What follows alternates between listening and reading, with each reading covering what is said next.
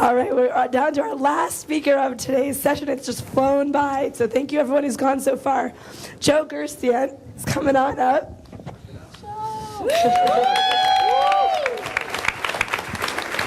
We're all in for a treat with Joe. I had the privilege of hearing him speak at our Great Ideas Conference, and I think we're all going to be blown away with this next presentation, and hopefully he can teach us a thing or two about why profanity kicks ass.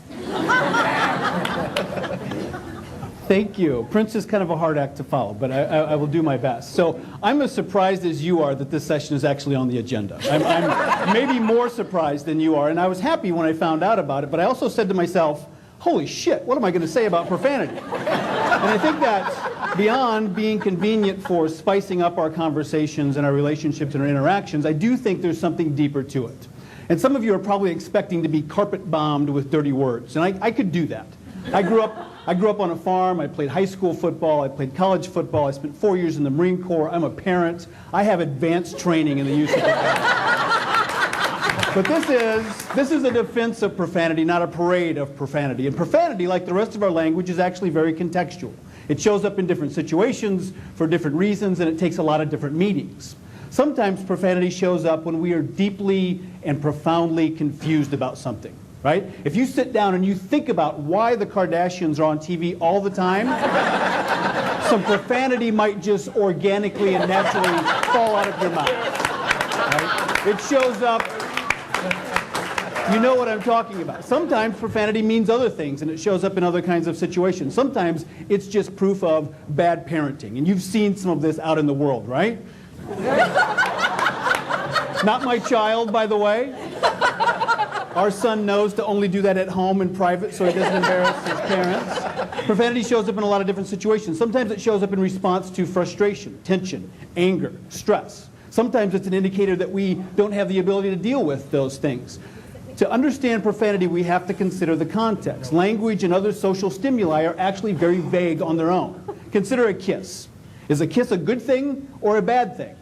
Well, that depends. Who's kissing who? When? Where, why, how. The context gives it its meaning. And not only is that true of a kiss, it's also true of a well-used F-bomb.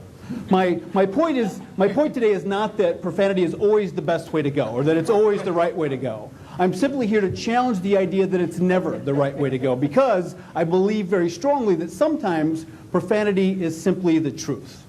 Context matters. And if we go back to that core definition, irreverence or contempt for sacred principles or things, one of the things that we need to have some clarity about is what are the sacred things that we are talking about.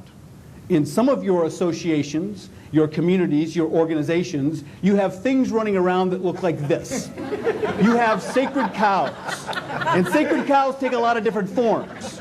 The status quo, the way we've always done things, the TPS reports, the dysfunctional leadership team, things that for one reason or another are beyond being questioned. Those things exist because in the background there's a war being fought.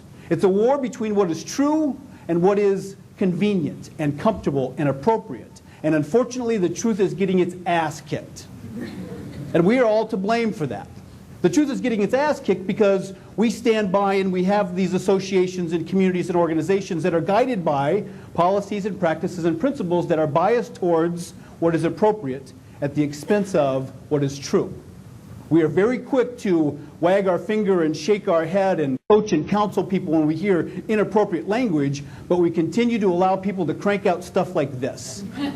And we see this and hear it all the time, and some of us have gotten very good at knowing exactly what that stuff is. The larger your herd of sacred cows is, the more bullshit you have to wade through to do your work. And some of you, I know, are tired of wading through bullshit. Sometimes the truth is inappropriate. Sometimes it's inconvenient. Sometimes it is uncomfortable. But the truth is still the truth. And we must be relentless and radical about seeking it out and pursuing it and defending it.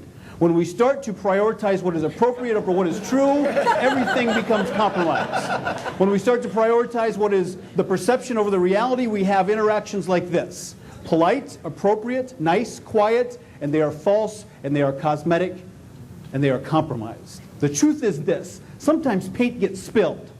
When human beings are alive and awake and they care about their work, Sometimes their face gets red, and sometimes they sweat, and sometimes they swear. And that should be okay. We need to be okay with that. We need to be awake and alive. Do not let someone else's appropriate get in the way of your truth. I think a lot of life boils down to whether you approach things out of love or out of fear. Love the truth in all of its many forms. Love your work, love your craft, and love the truth, even when it doesn't show up in khakis and a polo. I'm Joe Gerstandt. Thank you very much.